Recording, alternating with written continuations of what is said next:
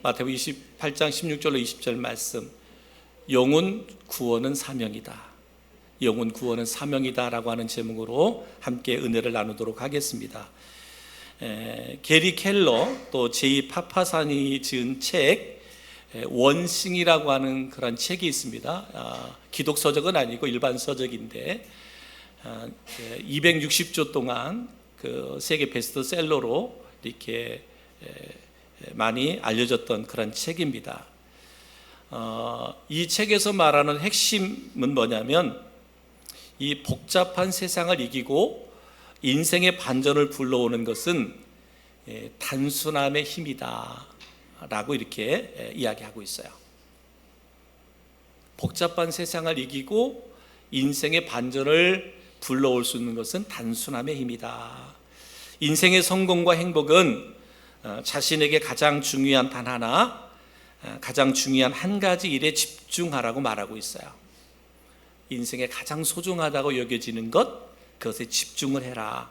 그리고 모든 일을 잘하는 사람이 아니라 한 가지라도 제대로 하는 사람이 최종 승자가 될 수 있다라고 하는 것을 이 책에서 이야기하고 있습니다.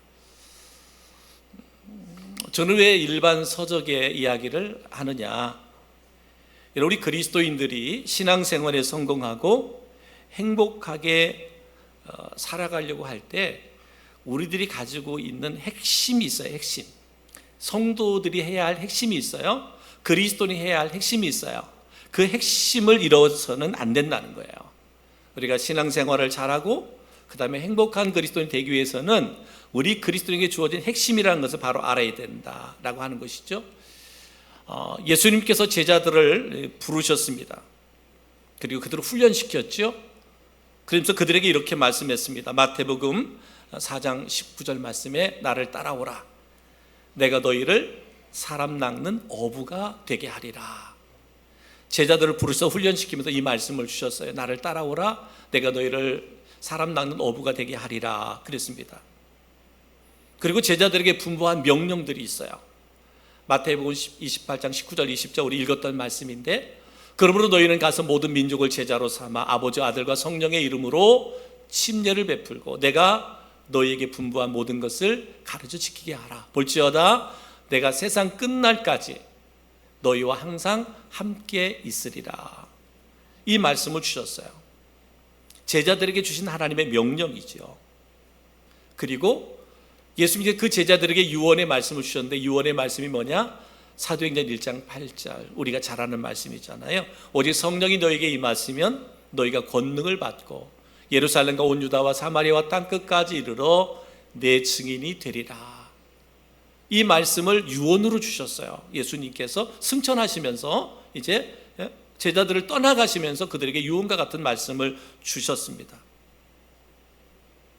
또 하나님께서 이스라엘 백성들을 언약의 백성으로 삼으시면서 또 이 말씀을 주셨어요. 출애굽기 19장 5절로 6절 말씀에 보니까 세계가 다 내게 속하였나니 너희가 내 말을 잘 듣고 내 언약을 지키면 너희는 모든 민족 중에서 내 소유가 되겠고 너희가 내게 대하여 제사장 나라가 되어 거룩한 백성이 되리라 라고 말하고 있습니다.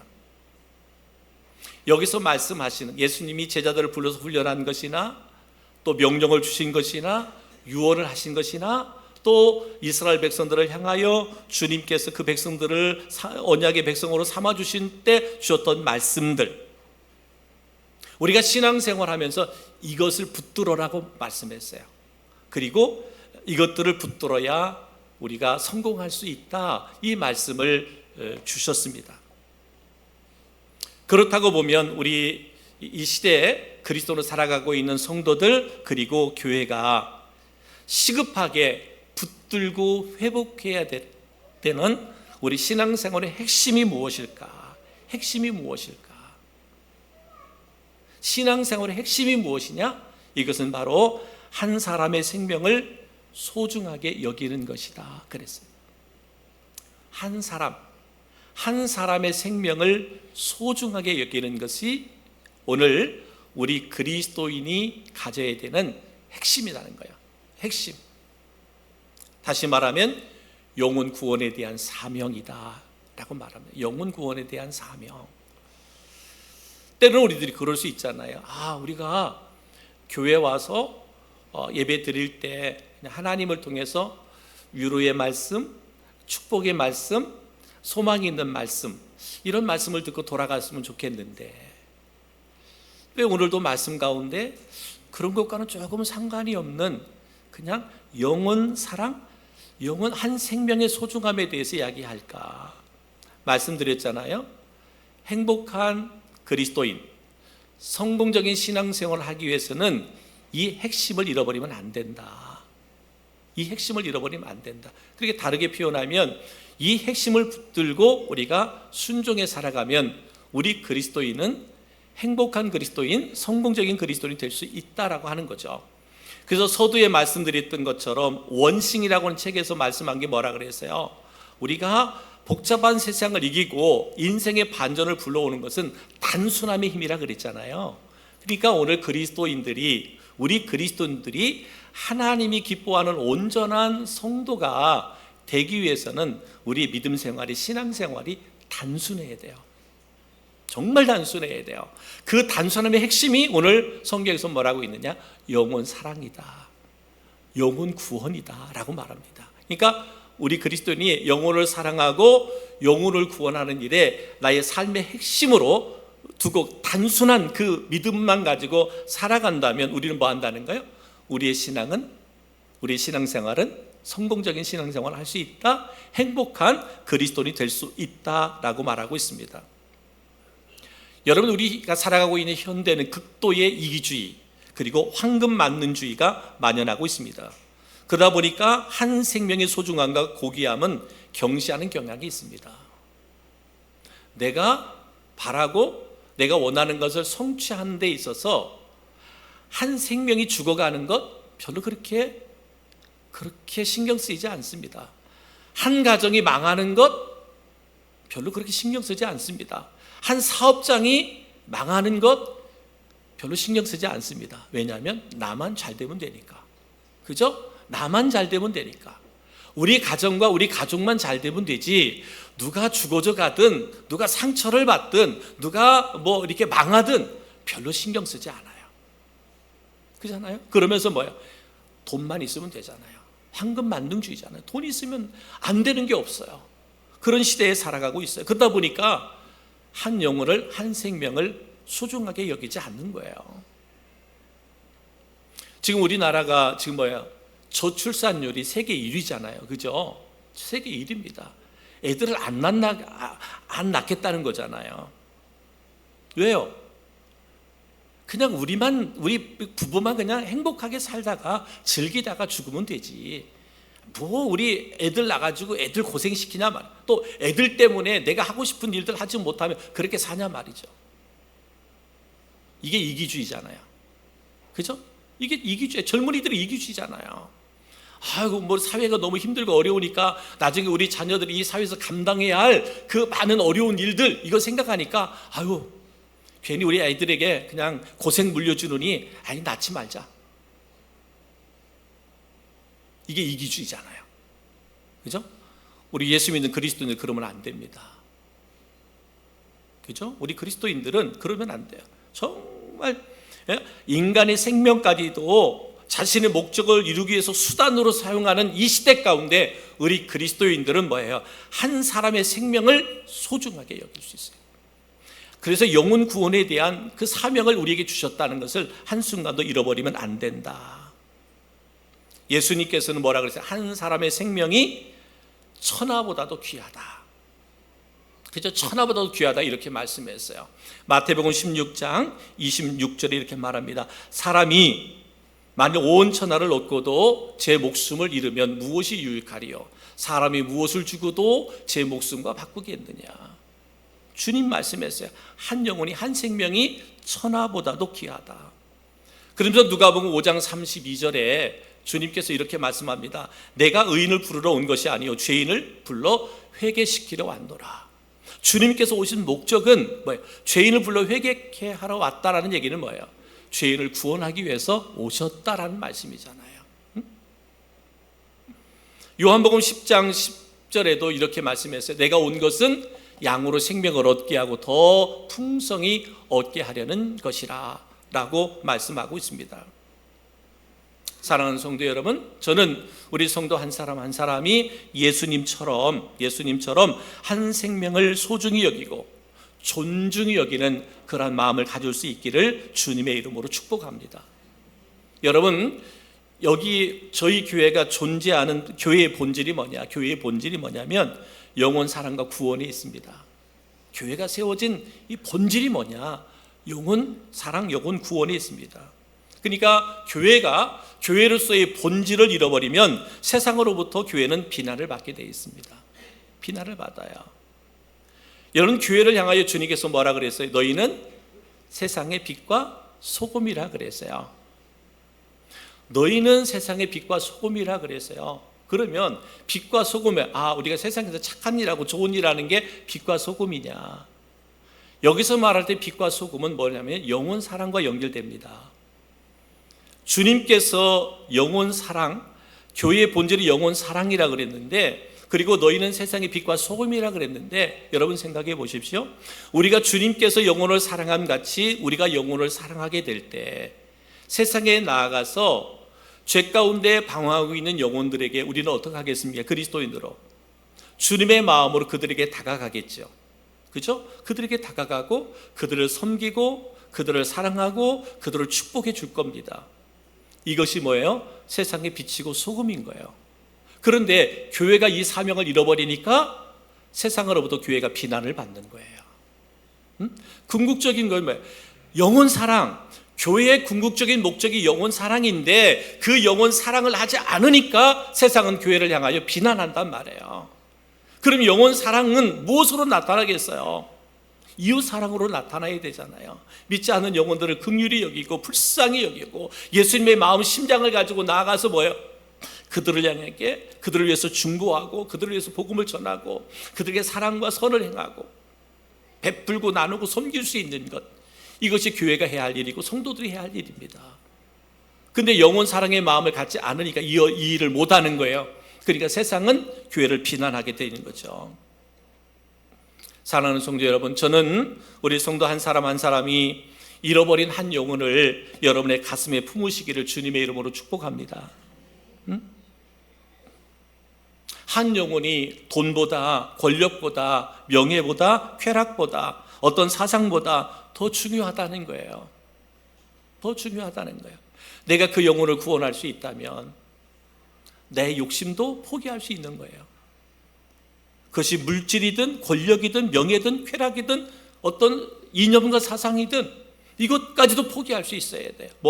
영혼을 구원하기 위해서.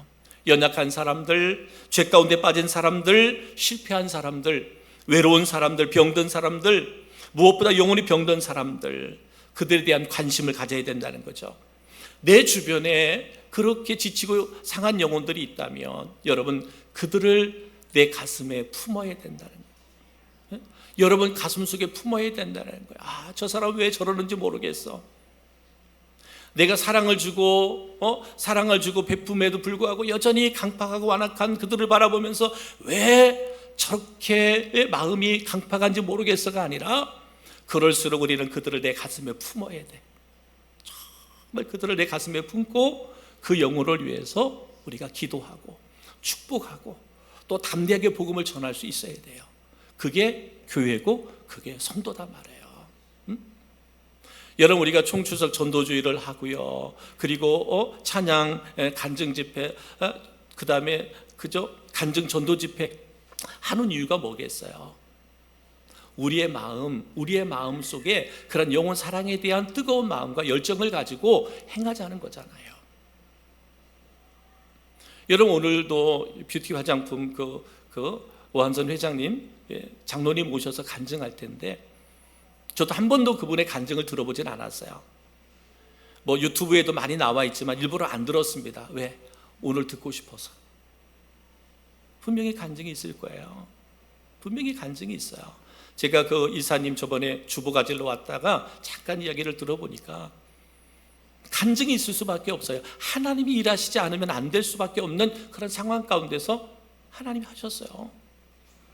그러니까 19일 날도 그 더운 날인데도 그 직원들 11시에 예배 드리고 식사 빠르게 하고 음성 다니면서 30명이 나와가고 전도하고. 여러분, 그 안에 영혼 사랑에 대한 마음이 없으면, 여러분 세상적 기준으로 보면 한 회사의 사장이고 회장이잖아요. 그렇게 안 해도 사람들로부터 우리 회장님, 우리 사장님 이런 소리 들을 수 있거든요. 한 영혼에 대한 사랑이 있기 때문에 회장이 중요한 게 아니잖아요. 나의 권위가 중요한 게 아니잖아요. 복음을 전하는 게 중요하고 영혼을 사랑하는 게 중요하기 때문에 그렇게 순종의 삶을 살아가는 거예요. 그 간증을 오늘 오후 2시에 할 겁니다. 우리 학생들도 어른들도, 학생들 이번 시험 기간이지만 괜찮아요. 와서 간증을 듣고 도전받으면 1시간, 2시간 시험 공부한 것보다 훨씬 더 여러분의 인생에 유익함이 있을 거예요. 우리 성도들 마찬가지예요. 마찬가지입니다. 여러분이 어떻게 삶을 살아왔든지 짧은 간증을 통해서 우리에게 도전하는 바가 크리라고 생각합니다. 그렇습니다. 여러분, 한 영혼을 가슴에 품으셔야 돼. 이것이 하나님께서 우리들에게 주신 사명이에요. 교회에 주신 사명이다. 우리 그리스도인이 이 땅에 존재하는 존재 목적이 무엇이에요? 우리 음성 침례교회가 이곳에 세워진 존재 이유가 무엇입니까? 복음을 전하는 거죠. 복음을 전하는 겁니다. 모든 사람에게 가장 긴급하고 필요한 것은 뭐냐? 예수가 그리스도다. 예수가 구원자다. 예수가 우리의 구세주다. 이 복음을 전하는 거예요. 지금 이 땅에 많은 사람들이 이 복음을 필요로 하는데 복음을 전하는 사람이 없어요. 요새는 예수 안 믿어요. 그렇게 복음 전해갖고 듣는 사람 없어요. 그래도 우리 나가잖아요. 더울 때도 비 올 때도 나가잖아요. 그 가운데 누군가라도 한 영혼이 그 복음을 듣고 변화될 수 있다면 우리는 한 날이 아니라 1년 365일에 나가서 복음을 전해야 되는 게 성도의 사명이요, 교회의 사명이다. 모든 사람이 예수 믿고 구원받는 것, 영생을 얻는 것, 하나님의 자녀가 되는 것, 천국의 백성이 되는 것, 이것이 바로 오늘 우리에게 주신 하나님의 가장 큰 사명이다. 여러분, 영화 쉰들러 리스트에서 마지막 메시지가 있습니다. 그 죽어가는 유대인들을 구원해낸 그분의 한 말씀, 마지막, 한 영혼을 구한 것은 우주를 구한 것이다. 이 영화의 마지막 멘트가 한 영혼을 구한 것은 우주를 구한 것이다. 이렇게 말하고 있습니다. 우리의 그 영원한 몸부림이 있다면 한 영혼이라도 주님께로 더 인도하는 것이 우리의 영혼의 몸부림이어야 된다는 거예요. 하나님, 좀 더 많은 재물을 얻기를 원합니다. 이것이 우리의 몸부림이 되어서는 안 된다는 거죠. 하나님, 좀 더 내가 또 높은 권위와 권세를 갖기를 원합니다. 이것이 우리의 몸부림이 되어서는 안 된다는 거예요. 하나님, 우리의 자녀들이 잘 되게 해주세요. 이것이 우리의 몸부림이 되어서는 안 된다는 거예요. 가장 큰 몸부림은 뭐냐? 한 영혼이라도 주께로 더 가까이 인도하는 것이 우리 성도들의 몸부림이어야 되고 우리 교회의 몸부림이어야 된다라고 하는 것입니다. 그래서 사도 바울은요, 골로새서 1장 24절에 이렇게 말씀했습니다. 나는 이제 너희를 위하여 받는 괴로움을 기뻐하고 그리스도의 남은 고난을 그의 몸된 교회를 위하여 내 육체에 채우노라 그랬습니다. 또 로마서 9장 3절에 보면 나의 형제 곧 고륙의 친척을 위하여 내 자신이 저주를 받아 그리스도에게서 끊어질지라도 원하는 바라 라고 말하고 있습니다. 사도 바울은 내가 복음을 전할 수만 있다면 고난도 기쁨이요, 손해도 기쁨이요, 순교도 기쁨이요, 죽음도 기쁨이라고 고백하는 거예요. 고륙 친척을 구원할 수 있다면 내가 그리스도에서 끊어진다 그래도 괜찮다. 그만큼 고륙 친척 영혼을 구원을 위해서 애썼습니다. 바울에게 자신에게 주신 사명이 뭐라 그랬어요? 그리스도의 남은 고난. 예수님께서 이 땅에 우리를 구원하기 위해서 십자가에 죽으셨습니다. 그저 모든 것을 다 내어주시고 우리를 구원하기 위해서 그랬습니다. 그런데 어땠어요? 아직도 그 구원이 이루어지지 않은 많은 영혼들이 있잖아요. 이제는 그 주님의 고난을 내 육체 가운데 채우겠다. 내가 영혼을 구원하는 일에 나의 시간을, 나의 몸을, 나의 재능을, 모든 것을 쏟아 붓겠다라고 하는 것이죠. 복음 전도. 그리스도의 남은 고난이라는 게 복음 전도야. 그래서 그가 로마서 1장 16절 말씀에 이렇게 고백하는 거예요. 내가 복음을 부끄러워하지 아니하노니 이 복음은 모든 믿는 자에게 구원을 주시는 하나님의 능력이라 됨이라. 먼저는 유대인에게요, 그리고 헬라인에게로다. 내가 복음을 부끄러워하지 않는다. 내가 복음 때문에 수치를 당하고 멸시를 당하고 조롱을 당하고 내가 옥에 갇히고 죽음을 당한다 할지라도 나는 그것을 부끄러워하지 않겠다. 왜냐하면 복음은 살아있기 때문에 그렇습니다. 그렇잖아요. 여러분, 우리가 복음을 전하다 보면 수치를 당하고 부끄러움을 당할 때도 있습니다. 그런데 여러분, 내가 복음을 전하다가 수치와 부끄러움을 당한다면 그것은 생명의 면류관을 받게 될 것이다 라고 말씀하고 있습니다. 마태복음 5장 12절에 보니까 하늘에서 너희 상이 클 것이다 이렇게 말씀해요. 너희가 복음을 전하는 것 때문에, 영혼 사랑하여 복음을 전하는 것 때문에 너희가 고난을 받고 고통을 겪고 때로는 순교를 당한다 해도 그것이 하늘의 상이 클 것이다, 생명의 면류관을 받을 것이다 라고 말합니다. 그러므로 사랑하는 성도 여러분 기회가 있는 대로 입으로 복음을 전하시기를 주님의 이름으로 축복합니다. 여러분 주변에 있는 사람들에게 친절을 베풀 수 있기를 주님의 이름으로 축복합니다. 내가 가지고 있는 시간, 내가 가지고 있는 은사, 물질, 삶의 자원을 가지고 전도 대상자들, 한 영혼을 섬기시기를 바랍니다. 그리고 그들을 주께로, 예배로 초대할 수 있기를 바랍니다. 여러분 꿀벌이 한 스푼의 꿀을 따기 위해서는요 6만 송이의 꽃을 60번씩 곧 36만 번을 찾아다닌다는 거예요. 네? 한 수제의 꿀을 얻기 위해서는 벌이요 36만 번을 꽃새가 왔다 갔다 해야 된다는 거예요. 네? 왔다 갔다 해야만 결국은 한 스푼의 꿀이 만들어진다는 거예요. 여러분, 우리가 꿀벌도 한 수저의 꿀을 만들기 위해서 그만한 수고를 아끼지 않는데 한 영혼을 구원하는 일에 우리가 조금 기도하고 조금 전도하다가 듣지 않는다고 해서 마음에 실족하고 넘어지고 그러지 말라는 거죠. 그 영혼이 구원받을 때까지, 그죠? 그 영혼이 하나님의 자녀가 될 때까지 뭐 하라는 거예요? 쉬지 말고 전도해라는 거예요. 수고와 노력과 헌신과 눈물과 희생을 필요로 한다는 거죠. 한 영혼이 구원받기까지는. 그러니까 여러분, 한 영혼을 전도하는 일에 얼마나 우리의 수고가 필요한가를 알고 있는 것이고요. 또 하나는 뭐예요? 우리가 같은 믿음의 지체들이 되었단 말이에요. 어떤 형태로든 누군가가 그렇게 애쓰고 힘써서 기도하고 전도해서 교회에 와서 지체가 되었다면 그 지체를 소중하게 여겨라. 그것이 어린이든, 그것이 학생이든, 그것이 청년이든, 그것이 초신자가 됐든 누가 됐든, 이게 교회 안에서 우리 믿음의 지체들 가운데 그 성도 한 사람이 얼마나 소중한 존재인가. 누군가는 그 영혼을 구원하기 위해서요 평생 동안 그의 모든 삶을 올인했어요. 그래서 지금 교회 지체가 되었단 말이에요. 그런데 내가 말 한마디, 행동 하나하나 그들을 실족케 하는 말을 하고 행동을 해가지고 그가 주님에게서 멀어져 갔다면, 한 영혼을 구원하는 것도 중요한데 한 영혼을 실족케 했다면 그것처럼 하나님 앞에서 책망 들을 일이 어디 있겠냐 말이에요. 늘 얘기하지만 한국 교회 안에 교회 다니다가 실족해서 교회 안 다니는 사람들이 얼마나 많습니까? 너무너무 많아. 그것이 왜? 교회 왔다가 누군가는 그 영혼을 구원하기 위해서 그 눈물을 흘리고 모든 것 다 동원해서 그를 교회로 이끌었는데 나의 말 한마디가, 나의 행실 하나하나가 그를 실족케 해서 주님에게서 멀어져 갔다면 그 책임은 어떻게 지냐 말이에요.